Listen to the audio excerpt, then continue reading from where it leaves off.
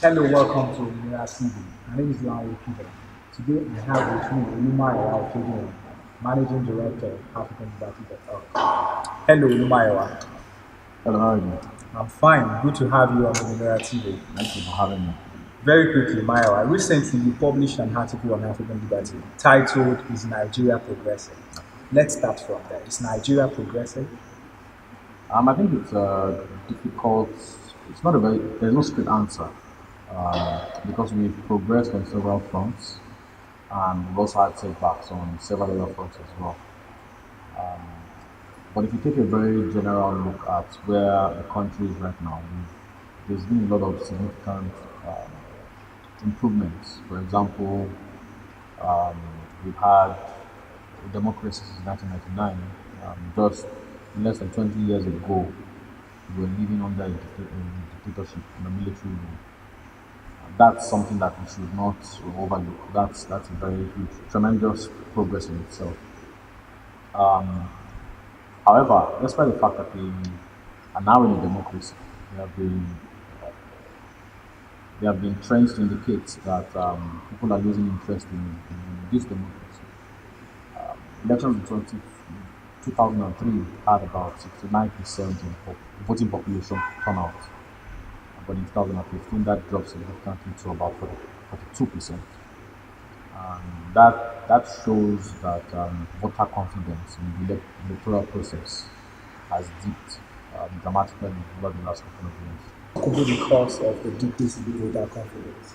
We can say that the high turnout in 2003 was also as a reflection of the enthusiasm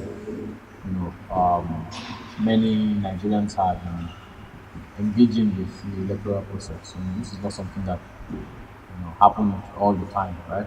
And with the transition to democracy in 1999, many people then were likely very excited about being involved in that process.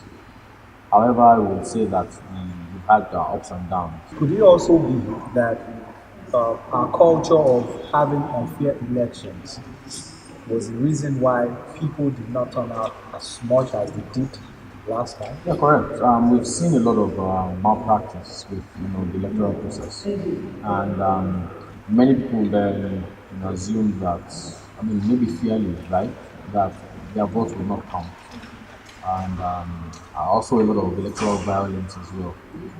May have contributed to people staying away from engaging with the electoral process at all. But what happens is that by not engaging with the electoral process, you also what you're doing is you're giving room for manipulation to happen. Because if you do not turn out to vote, then that lag, the vacuum that is created is then there for politicians to exploit. Recently, there's been this clamor amongst Nigerians by Nigerians to have a new crop of leaders, not too young to run bill, and with the help of social media, quite a number of reforms, things are happening in Nigeria now. Do you think that Nigeria will have a new crop of leaders in the forthcoming general elections? I think it's too early to say if the young youth of Nigerian youth would influence, of course, the Nigerian youth will influence who becomes the next president tremendously because we are a huge voting bloc.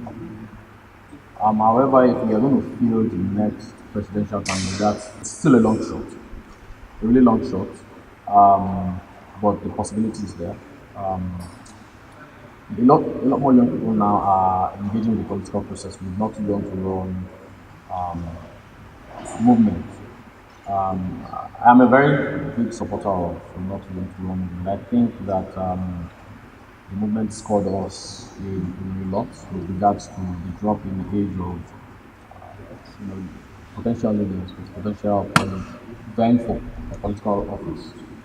However, I am of the school of thought that if you are 18 and you're legally allowed to vote in an election, you should be legally allowed to stand for representation. Right. So let me get back to the last article that you published. In that article, you stated that unemployment rate is increasing, and now, unfortunately, Nigeria is now the poorest or the country with the number of poorest people in the world. What should Nigeria do moving forward? How do we get out of being the country, the nation with the highest number of poor people? We have very terrible statistics when it comes to poverty, right? You have poverty rising at one point, and you have the youth population also rising, and unemployment also. That is a very, very catastrophic combination. Many young people are going into private sector, are starting their own businesses. They are entrepreneurs. So entrepreneurship has become more fashionable now than it was before. Not many people are looking for government jobs like before because now they understand that governments don't even, I mean, after government, state governments have been defaulting for months. Young people are not looking to swell the ranks of the civil service. They're looking to start their own business. However, you start your business, you then face with a lot of hurdles. Government regulations with regards to starting your business. To start a business in Nigeria is not as easy, and we've dropped significantly on the ease of doing business ranking, over the last couple of years. For us to move forward, the government would need to visit, you know, the steps that it takes to start a business. When do you pay your taxes? Who do you pay your taxes to?